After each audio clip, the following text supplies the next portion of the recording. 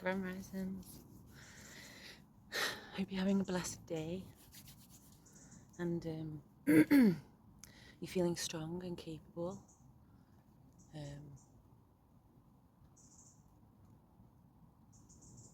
Or at least at peace with what you are feeling.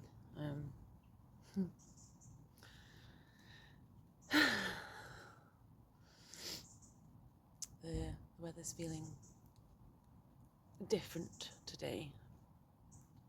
Yeah, it's feeling different. The weather's feeling different. But I haven't come on here to talk about the weather. No. So I wanted to talk about a performance that I did last night, actually. Went to a poetry performance, and it was like an open mic thing. And I did a different kind of performance last night. I did, it's quite intense, actually. So it's always better to start at the beginning, isn't it? Let me think. Can you tell that I never really think about what I'm going to say? I just stick the camera on and start chatting shit. So I was going through all my old poems, actually, because they were all written on scraps of paper and just folded up and shoved in an old notebook. And I was trying to like tidy up and minimalize all my shit. And I found this poem. I found a couple, actually. I found a couple of poems. And they were from when I first started writing. I think it was about 2.5 years ago now, roughly. It's about 2.5 years ago. And so how I started writing was actually because of my kids. I was volunteering at like a mental health charity place, and they did like little events, and one of the events that they did was a poetry open mic, which I'd never heard of before. Doing that, like I wasn't really what I would consider to be a creative person. Like a lot of people would go, "Oh, you're very creative, aren't you?" And I'd be like, "No, no, I'm not creative at all." And because I'll do the wibbly wobbly conversation thing again. I'll just keep swapping timelines. I'll keep swapping timelines. So when I was at school, I did not get on very well with school. Most of the teachers I didn't really get on with. Either I didn't like them, or they didn't like me, or both. Very rarely did I ever find a teacher that I actually got on with. Maybe one or two that, where the feeling was mutual.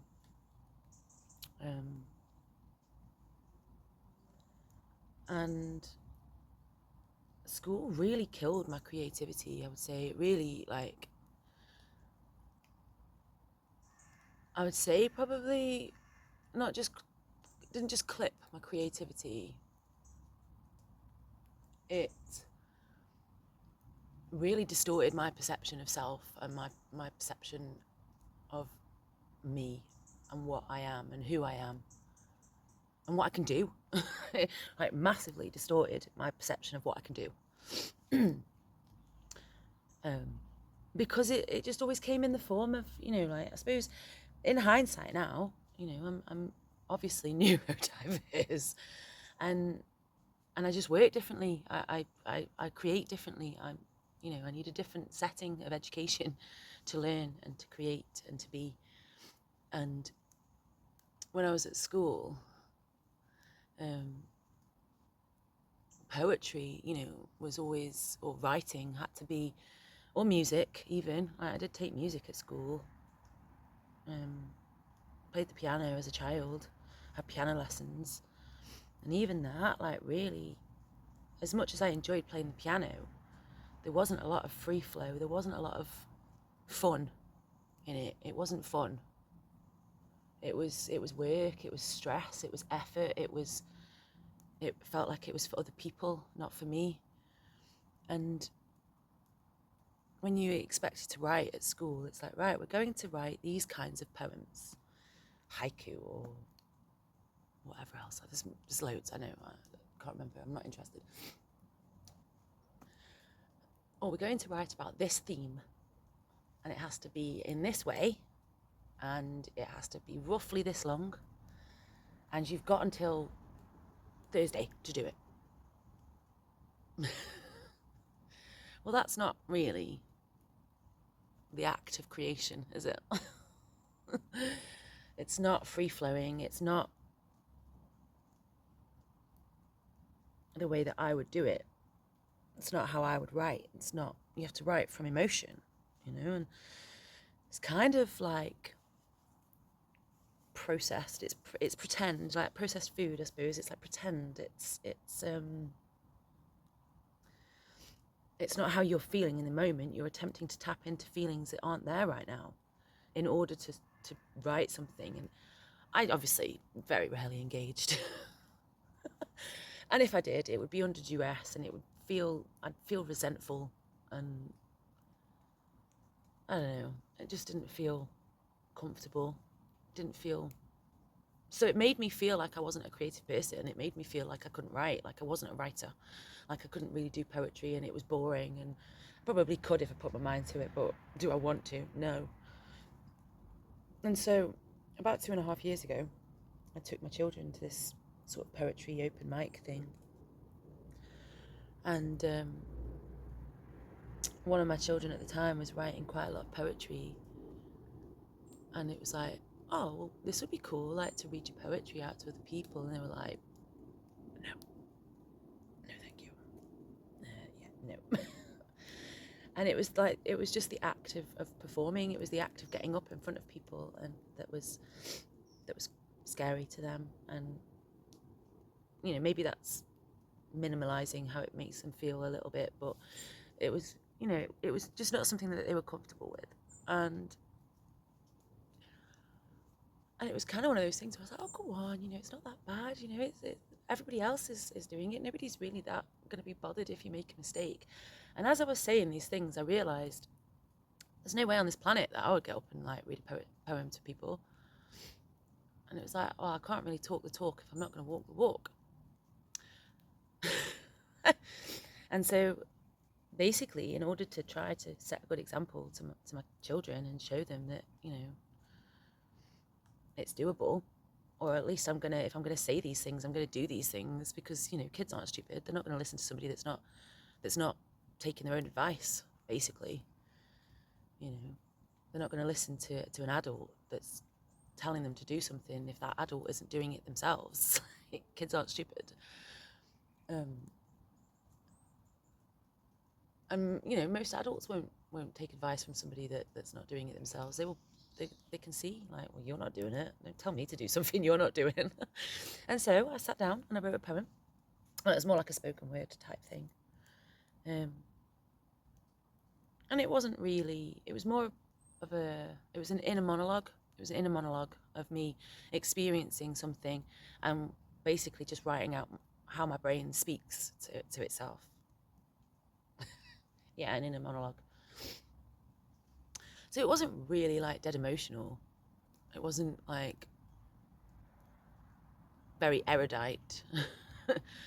But it did highlight, I got up and I performed it, and it was all right. I was a bit nervous and I was a bit like shaky, and and it was good. I enjoyed it, actually. I enjoyed the act of overcoming something that I didn't think I would ever be able to do, like getting up on a stage on my own and like speaking into a microphone. I still can't figure out microphones. Like, we don't get on at all.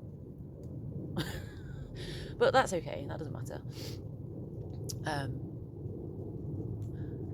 Yeah, I did actually really enjoy it.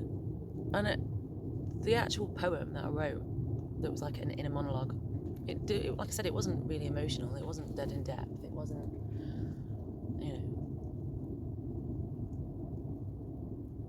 anything that was like poignant. But it did highlight to me just how my brain works. It really highlighted like how my brain is just consistently fucking having this inner monologue all the fucking time. and how like I experience my reality, and how my thoughts, although I wasn't trying to write anything emotional, my inner monologue was displaying to me, like having read it back as though somebody else was like reading it. It was just like, oh, you got quite a lot of stuff going on there. You know, you might not be trying to write an emotional poem, but but what your inner monologue is suggesting to me is that you you have like a lot of kind of trauma in those thoughts, and like that is dictating it. It showed me that I had unprocessed pain, and that it dictated my inner monologue, and basically my sense of who I am and how I view myself. And that was quite eye-opening, just from that one piece. And I was just like, whoa, okay, this is quite intense. This isn't just like ADHD brain, this is like PTSD brain. This is PTSD brain. Like, shit, if I was to see that in somebody else, I would say, you've got unprocessed trauma. And it was quite enlightening, that one writing of that piece. It was just literally a stream of my inner monologue about an event that I was experiencing in that moment, and that's all it was. And so, because I enjoyed it, I wrote another one. And what I wrote, I thought, oh, okay, so I'll try and do something a bit more emotional this time. I'll try and do something poignant. And what I did really enjoy was like going to the thing with poetry is that it's not just entertainment. It is like, I'm not just going to brush off poetry. Oh, it's just entertainment. It's not. But it is a really good fucking way of expressing yourself in the form of entertainment. So you can kind of like not take it quite so intensely, for me anyway. Kind of like smooths off the edges of emotional processing. And when I wrote something a bit more emotional, I loved like going to see people like spill out their experiences and like talk about their experiences in a very, like, not being really direct. You could listen to the words that people were saying and know what their experience had been. Like, you know, trigger warning, by the way. You could listen to their experiences and know, for instance, that they'd, you know, experienced severe mental health problems, that they'd attempted suicide, or that they'd been sexually abused, or that, you know, they'd experienced some other kind of abuse, and it was, but without actually physically saying the words. And it was very comforting to me, because as a society we don't like to talk about these things. We don't like to hear people expressing these things. We don't like, you know, for somebody to say that to us, and then we're like, well, now how do I act? Now what do I do? Oh, okay. And a lot of people don't. It's not a judgment. Like, we don't teach people how to deal with that. We don't teach people how to process trauma. We don't teach people that it's okay to express how they're feeling. Like, and so when I wrote this piece, I wrote it because it was like, okay, maybe I do need to start writing about my experiences and being open about them, and so that I can process them, so that I can let them go, so that I can work through them. And the act of writing, I've like this one poem, I think it was like maybe the second poem I'd written, maybe the third. It was about how we teach our children to stop experiencing emotions other than the positive ones. You know, we want to silence them when they start crying. We want to like stop them from crying. Shh, it's okay, don't cry, it's okay. And it's like, well, what if it's not okay? What if they just want to cry? What if they're upset and they just don't stifle it, don't push it down, don't try to placate it with a chocolate bar or distract them with a toy, or do a silly, like, weird, crazy face and, it's okay, don't cry, it's okay, shh. It's weird. It's weird. You know, we're humans and we have a human experience, and we're supposed to experience all of the emotions, not just the positive ones. And I realised that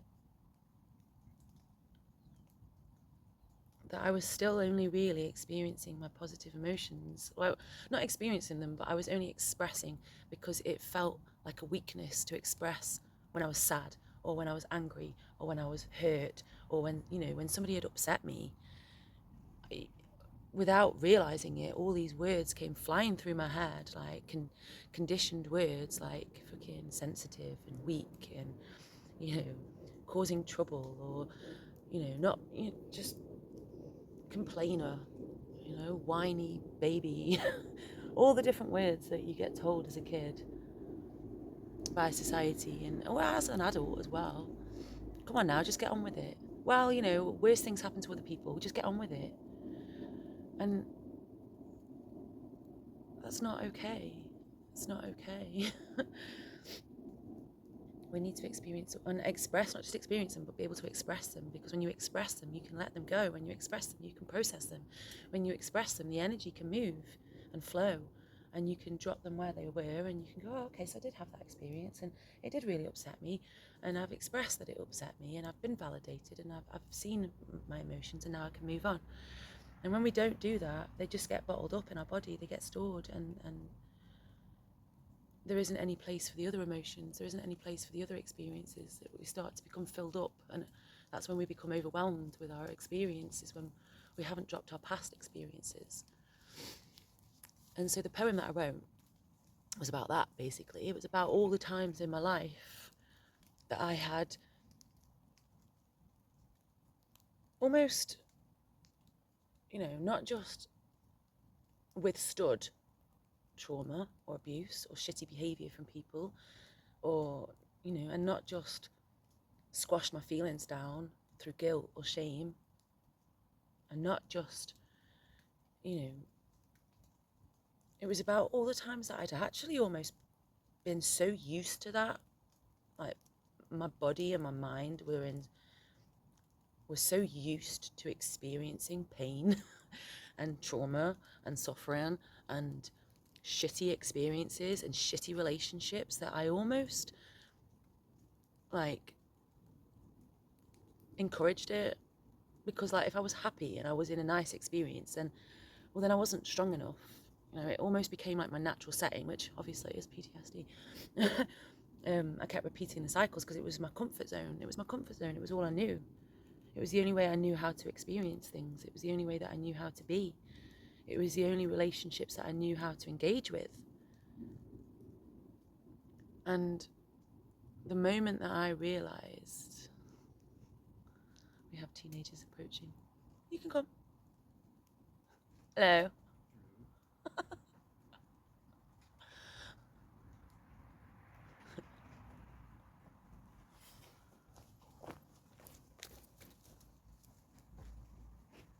You on a slow go today? On a slow go? Yeah, well, it works here.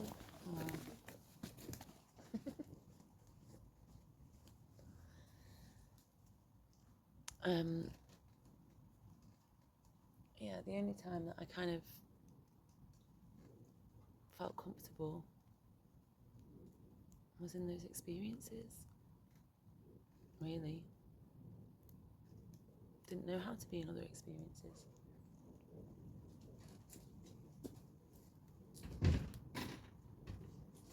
Nicely done. Have a good day. You too. I love you.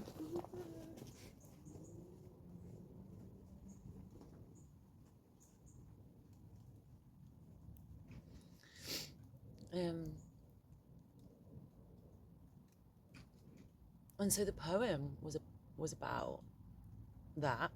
It was about all the times that I'd not only squashed down my feelings, but almost like put myself in shitty situations. Like in hindsight, I'm like, what the fuck was I thinking?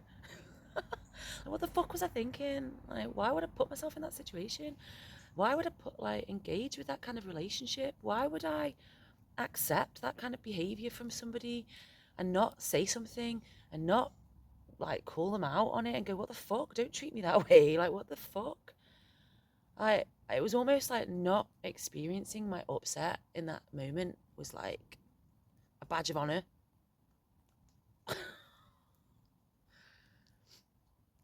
And because it was the only way I knew how to be treated. It was the only way that I knew.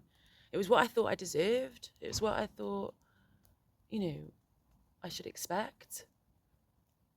And if I didn't put up with certain things, and I was almost weak, if I didn't put up with certain behaviours, and if I didn't just accept certain situations for like, oh, well, that's life, just get on with it, then I was weak. And actually, no, I wasn't weak.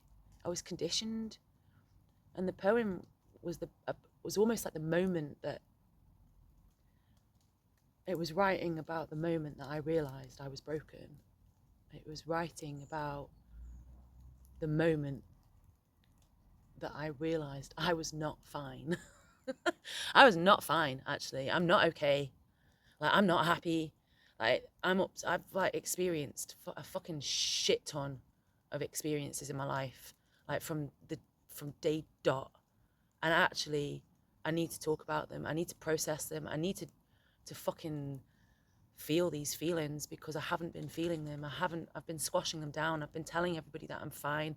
I've been telling myself that I'm fine, that I'm okay, that worse things happen to other people, that, well, at least I'm not, in a developing country, that, I've got food and I've got fucking clean water, and at least I'm not, and I'm not going to go into all the horrible, at least I'm not in a war zone, like all the tragic, horrible, nasty, disgusting things that people experience. I would compare myself to like the worst things in humanity, like that could be happening to people. I would be comparing myself to them. Well, at least it's not that. But without actually giving myself any compassion or empathy for the experiences that I was having or had had. And like, if I was to talk to somebody else and they were to tell me these things, I'd be like, are you okay? Like, do you want to talk about this? And I realized I wasn't doing that for myself. I wasn't doing that. And the moment that I realized this thing, it was a beautiful moment. I was on a women's retreat. I was about 30, I think. So it was about 8 years ago. And I was on a women's retreat, the first retreat I'd ever engaged with, the first thing that it was my first thing. It was the first spiritual type thing. And we went to Cornwall, we went to Bude, and I discovered the energy of dragons that day. And I went and climbed it. We all got like time to go off and do our own separate little things on the beach. And I went and climbed the cliffs. And I stood on top of the cliffs, and it was like this, it was a beautiful cliff. It was shaped like a dragon. It's beautiful.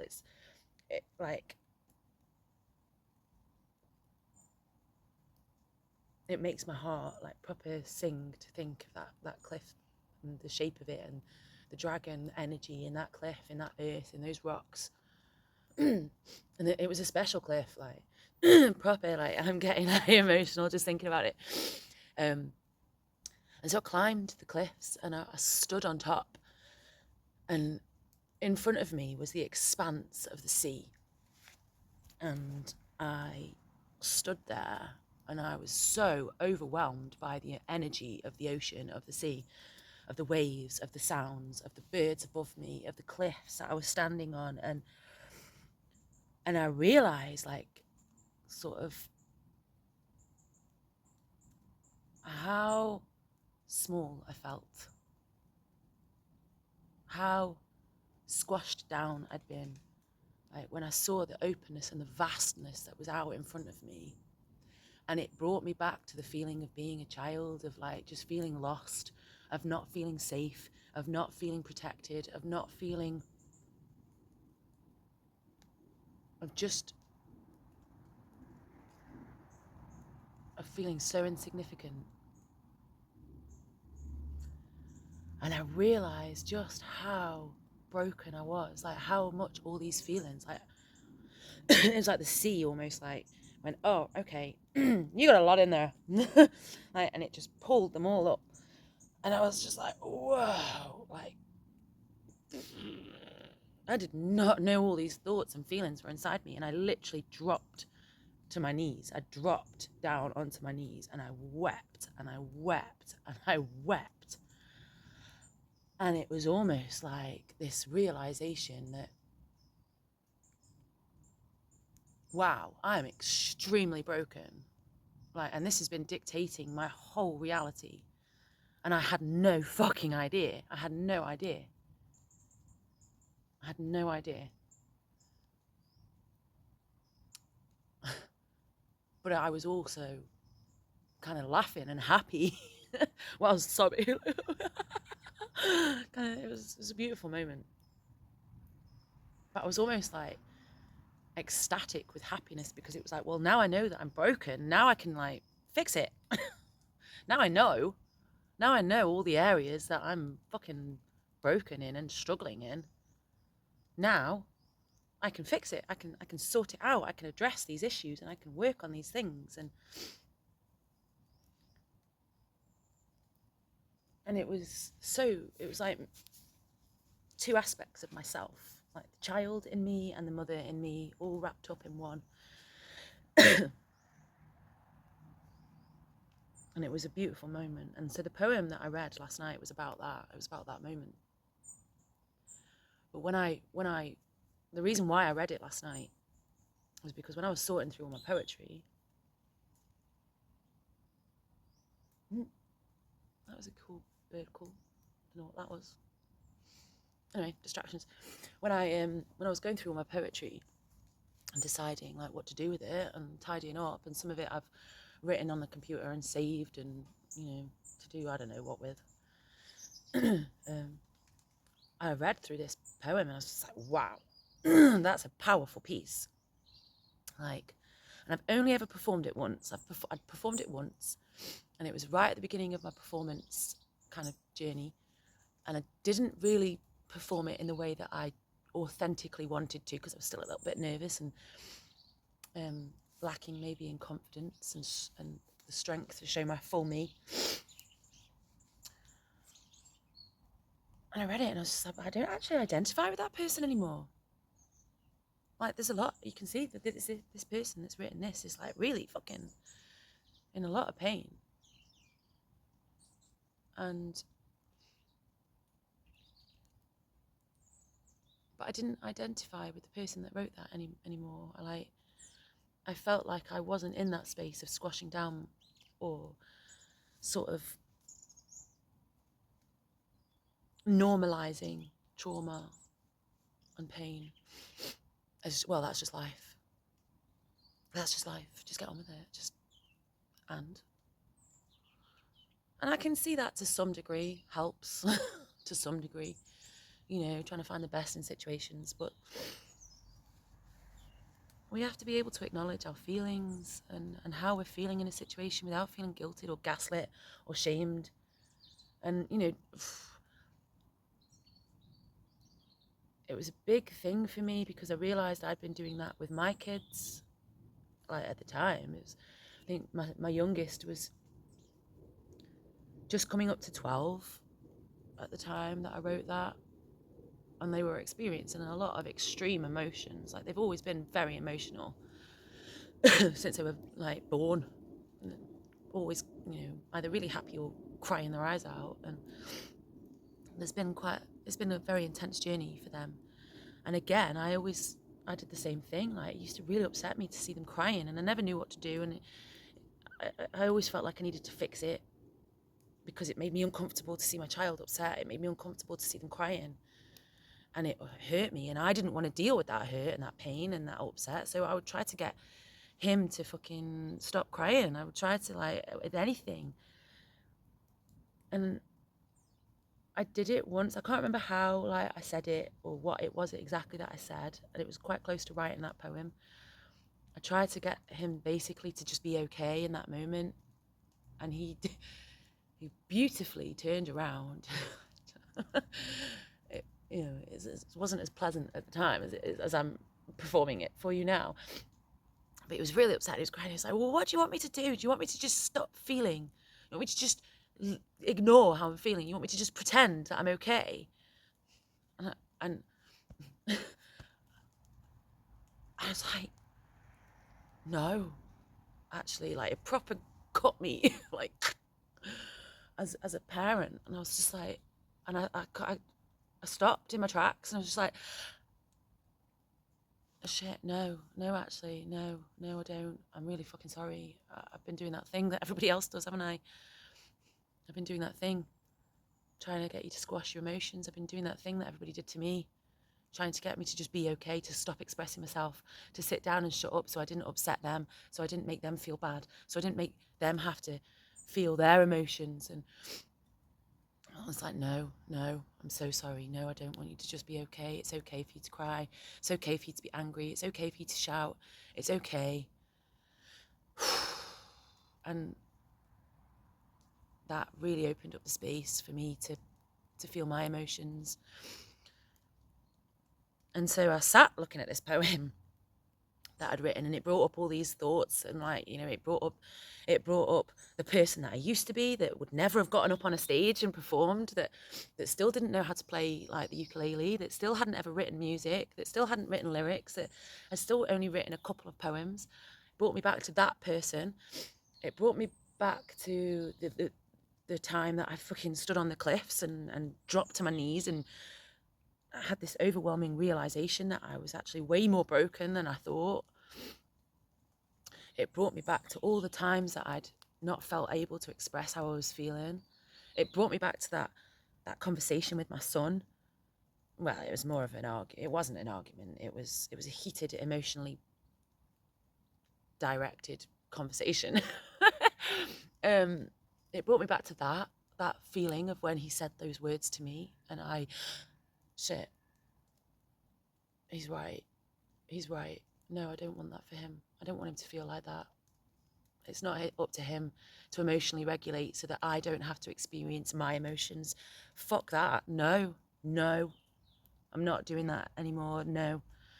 It's been a difficult thing to fucking change about myself, to be okay around my children's emotions. It's not been an easy journey at all. Like, don't get me wrong. It's not like I realized this thing and now I can just stop doing it. You know, we're conditioned by society, and we have these like habits that we do without thinking, these habitual actions that we do and responses that we engage with that we don't realize. And I sat with this poem, and I was brought back to all these moments, and I was like, wow, I don't identify with that person anymore. I don't, you know, I'm quite happy expressing myself now. I'm quite happy expressing when I'm not happy, when I'm angry, or when I'm upset, and not feeling guilty or ashamed for those feelings, and not being gaslit into being too sensitive, or, you know, all the other words that we get fucking labelled with when we express ourselves. You know, if I'm feeling upset when I'm walking down the street, there's been so many times I've been listening to music and it's evoked an emotion in me, or brought me back to a thing, and I've experienced the emotions, and I've just let them flow, rather than like, oh, I'm outside, I'm in public, I'm not going to. And I've literally walked through the streets crying, and you know, I've been having a conversation with somebody, and they've made me sort of think of a time that I'd forgotten about, and a time that maybe I hadn't expressed or allowed myself to experience those emotions in that moment, and they never got acknowledged. Those emotions in that moment never got acknowledged, and they were still there. And I realized like my whole fucking vessel was filled up to the brim. It was filled to the brim. It was overflowing to the point where, you know, of all these repressed emotions, of experiences that I'd had that I hadn't expressed in the moment. And so, like, yeah, I might be chatting to someone and they might make me think of something, and I will start crying, and they'll be like, are you okay? I'm like, oh, yeah, it's okay. I'm just thinking, you know, I'm just experiencing my emotions, and it's just brought up emotions about this event that I experienced, and it's okay. I'm okay. I'm just feeling, you know. And I didn't know what to do with this poem. Part of me wanted to just get rid of it there and then and be like, I don't. But it was such a powerful piece. It was like a beautifully written piece. And so I sat with it and I looked at it and I put it away and then I got it out again. And I thought about just burning it. And I thought about writing it up and then burning it. I thought about just throwing it away. I thought about how I performed it when I originally wrote it, and how I didn't feel like I performed it the way I wanted to, and whether or not I had the ability to perform it the way I wanted to now. I was like, actually, yeah, I do feel like I have the ability, because when I read it at home on my own, fucking bawling my eyes out for this poor person, this poor version of me in the past, like, and that's who it is. It's a past version of me. That version of me does not exist anymore. And I sat and I read it and I was crying my eyes out with compassion and empathy for this past version of me.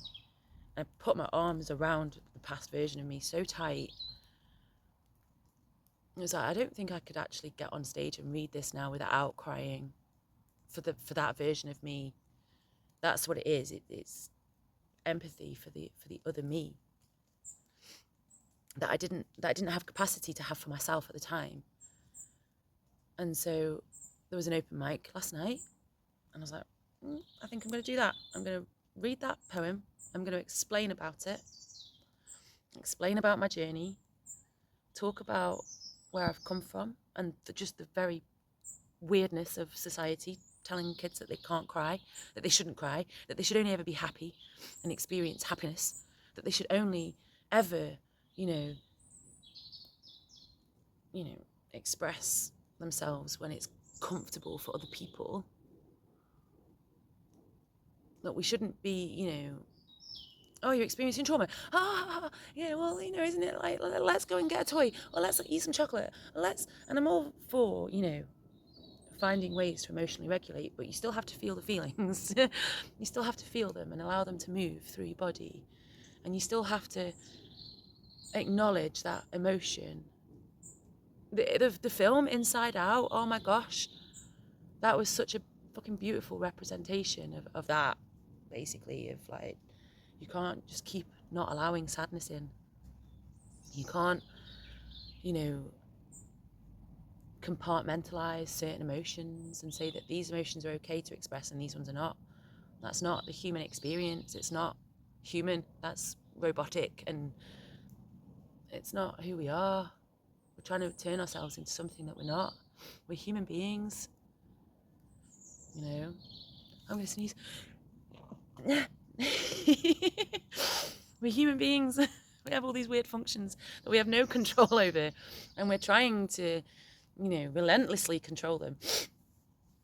And that doesn't work. It's just leading to everybody having fucking psychotic breaks and emotional meltdowns and nervous breakdowns, and it's not working. It's not serving us at all as a society to keep repressing our emotions. And so I got up, I explained all my stuffs that I've kind of just explained here, but I didn't take 40 minutes to explain it. And I read my poem and I cried. And now I can let go of that poem. I can let it go. I'm gonna burn it. I'm gonna burn it. Burn it. Yeah, I'm gonna burn it. I am going to be writing it up and saving it on the old computer-y, ethery, cloudy thing, whatever you want to call it. I fucking know. Because I don't know what to do with it yet. I don't know whether to just get rid of it and leave it in the past and let that piece of work go and just keep moving forward with new pieces. I don't know. I feel like it's a very important piece. I feel like just the act of performing it last night was really cleansing for me. It was really healing, to put myself out in that space, in that situation, crying my eyes out on stage while I was reading this poem. And there were some beautiful performers, like, oh my gosh, the woman that was like the main feature, whatever you want to call her, Cara Thompson, fucking amazing poet, amazing, beautiful being she was. Such a good performer, such amazing words, like powerful woman, like. And there was other people that got up that did their open mic pieces, and there was a lovely guy that, there's a few others, they were all lovely, they were all amazing, like, but there was a kind of a running theme about using poetry and writing to express emotions and to use them as a healer and a cleanser and to process. Like, the act of writing is processing. It is like an amazing tool, whether it's journaling, whether it's poetry, whether it's just writing out the stream of thoughts in your brain and then going, all right, okay, gone.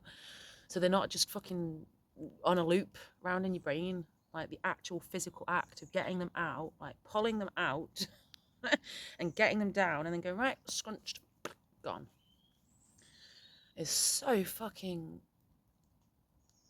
cathartic.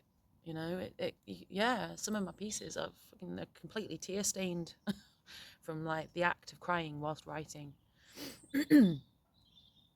And realised I got so like fucking a long time's worth of tears bottled up inside me.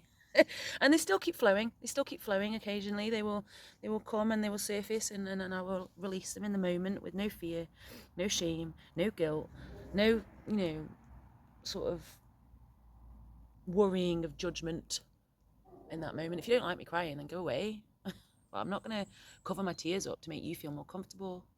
I want to cry right now, so I'm going to cry. And it's okay that I'm crying. You don't have to feel uncomfortable. You don't have to do anything. Just let me cry. You don't have to make me feel better. You don't have to fix me. It's not your job. Like, just let me cry. Just let me be. Let me experience my emotions. They're mine. They're not for you. They're not for you. I'm not sitting here crying to try to make you feel anything. This is my pain, and I need to sit with it, because when we don't sit with our own pain, when we don't go, right, this is mine,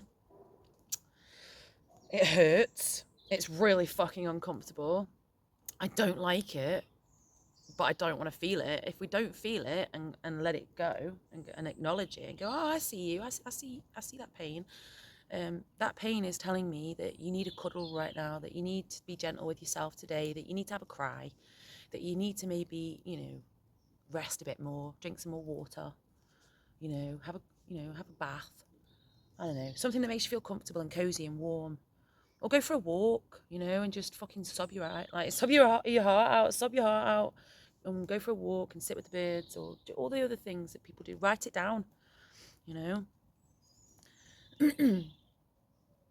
We end up subconsciously giving that pain to other people if we don't process it for ourselves, because it's almost like pass the pain parcel. It becomes almost like a pass the pain parcel, like, well, I don't want it, so you have it, you have the pain, like, and that's how we fucking end up being nasty to people, or shouting at people, or getting angry with people, or dismissing people, or saying hurtful things, or acting in ways that are quite inconsiderate, and or judging people, because we don't want our pain, so we try to pass it to other people. You have it. It's your fault that this pain parcel exists, so you fucking have it. And actually, it's not that person's pain parcel, it's your pain parcel, and it's your turn to sit and open the fucking parcel. and so that's what I did with my poem last night. And it was beautiful because there were other people that had the similar theme, and there was another person that got up and spoke about their experiences through poetry, and he was kind of almost crying on the stage, and it's a difficult thing. Like, it's been a big journey for me to be able to do that and to cry in front of people and it be okay, and I don't feel shame about my tears. It doesn't make me weak at all. There's strength in vulnerability, because you're able to show all aspects of yourself. And this guy got up, and he's obviously been going through a hell of a lot of experiences recently that really impacted, and like, maybe his whole life, but at the moment it seems like they're all coming to a head. And he got up and he I'm not saying, oh, it's because I set the stage, but like, when we express our emotions and we allow people to see us be vulnerable and us cry, like, it creates a space for other people to do the same and not feel guilt and shame in those experiences. And so it was a really beautiful evening. I was really pleased with my performance and how it helped me to heal and how it helped me to let go of that version of myself. I'm going to be burning the poem tonight, And it was filmed. my son filmed it for me. He came with me. He filmed it. I don't know if I'm going to upload it yet. I'm going to sit with that and decide. There's no time limit. I can upload it at any point, and then I can upload it and fucking delete it as well if I want to. Because, that's okay. I'm going to sit with it, and I don't know whether or not to upload it yet. I don't know whether or not to... Not because of any, other reason other than, the whole point was to let that version of me go. So do I want it up on YouTube, perpetually bringing me back to that space? Or is it something that I feel like other people should hear and see and listen to? And I'm going to sit with it, and we'll see. We'll see. So you might see the performance, and you might not. But there is a guy that was there that, shout out to Richie, hey, who subscribes to the channel and sometimes watches some of my stuff. And he's such a cool guy. His poetry is amazing. And he's another person that's been really authentic in his expression of self and his experiences and his, his pain and his trauma and how he feels in the moment, He came up and he was like, I want to write a response poem to that. And I felt really honoured by that there was a certain line in it that he really resonated with. So I'm really looking forward to that, actually. I'm really looking forward to hearing what your response is to that, Richie. Yeah, it was like a little moment for me. that was a little moment. And I'm going to take that moment and not push it away and not reject it and go, oh, it was nothing, because I don't want to. I'm actually going to take that. That was really, I felt really honoured that somebody resonated enough with a few of the lines in that poem to spoken word, whatever you want to call it, to write a response. So yeah. So you might see the poem, you might not. Ooh, it might disappear into the ether forever and ever and ever and never be heard of and seen again. And that means that the people that were at the open mic night last night had an exclusive. So that was fun. But no, it was a beautiful evening. I really enjoyed it.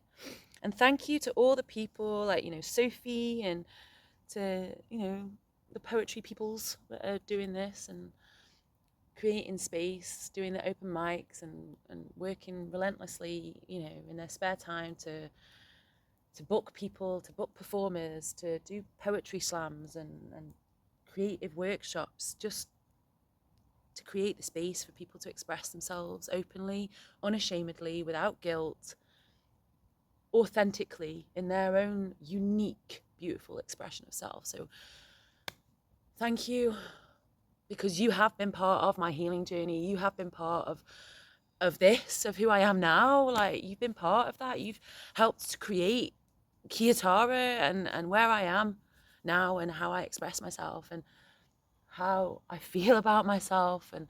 And I really fucking enjoy my everyday experience, even when it's hard, even when it's full of woe and sorrow and grief, and even when I'm really struggling and I don't know what to do and I don't know how to act and I don't know what's the right thing to do in the situation, other than all I want to do is just cry and I'm feeling overwhelmed. Even in all of those moments, past versions of me would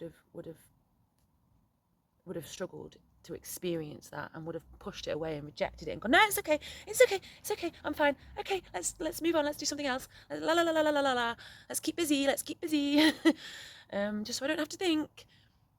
And I don't do that anymore. Even I'm so grateful for all of my experiences, just for the ability to feel even the difficult bits. I'm so fucking grateful for my experience and poetry and writing and performing and being able to be my authentic expression of self, of God's self, of source, of the universe. I'm so grateful, for the space, for the people that make this space, for the people that create that space, for the people that accept, will sit there and will allow you to be, will allow me to be myself, my full self. And they might not like it, and they might not agree with it, but they allow it. They don't try to clip me. They don't try to snip bits off of me and tell me that I'm wrong. And you beautiful fucking beings, thank you. Thank you for creating that space. Thank you for being yourself. Thank you for being yourself, your authentic expression of self, up on the stage, balls out, fucking grimy, dirty bits, pain and trauma, experiences, crying, shaky nervousness. Thank you so fucking much. Thank you. And that's where I'm going to leave this video, with just the thank you. Thank you for being you, so that I can be me, because I spent so long not knowing who I was. And when I realized who I was, when I realized what my authentic expression of self was, I realized that I really fucking loved me. I really like me. I love my own company. I like my own company. I like being me. And yeah, so thank you. Thank you so much. And I hope you have a blessed day. And I hope you, you know, have taken something from this video. If you're still here, I love you so fucking much. You know, warts and all, grimy, dirty, cryy, snotty, smelly bits, all the things, the happy bits, the sad bits. I love you so very much. And thank you for, you know, all the people that subscribe and like and comment and share their experiences and put themselves out there in the comments. And yeah, it's thank you for sharing my journey. Thank you for adding to my journey. Thank you for crossing my path. Thank you for reflecting bits of me back at me. You beautiful fucking beings. You beautiful beings, you. And if you don't write, you know, I hope maybe this inspires you to at least just write one piece. Just one piece. Just one piece. Not because school's told you to, because you've got to take an exam, because you've got to make the grade, because you've got to fill a criteria or tick a box. Fuck the boxes, man. Just for you. You don't ever have to share it with anyone. You don't have to do anything with it. But I highly recommend reading it back to yourself. I highly recommend you actually, like, not just reading it in your mind, but physically speaking it. There is something about physically speaking the words that you write down that, like, just opens something up. Fucking, it's a powerful tool. It's a powerful tool. And for anybody out there that's, like, you know, trying to process fucking past experiences, my heart is with you. I'm holding your hand, you know. Allow the process, allow it, feel it. You're a brave being, because not everybody can do that. Not everybody's been shown how to do that, you know. And if you have written pieces, fucking take the next step, go and perform it, go find an open mic and perform it. I guarantee, even if you don't do it the way that you want to do it, if you're shaking the whole time and your hands are like this with the paper and you mess it up and you don't say it right, it's an experience. It's an experience. So I love you. Mwah. Have a great day. Thank you for listening. Thank you for sharing time and space with me. And yeah, thank you.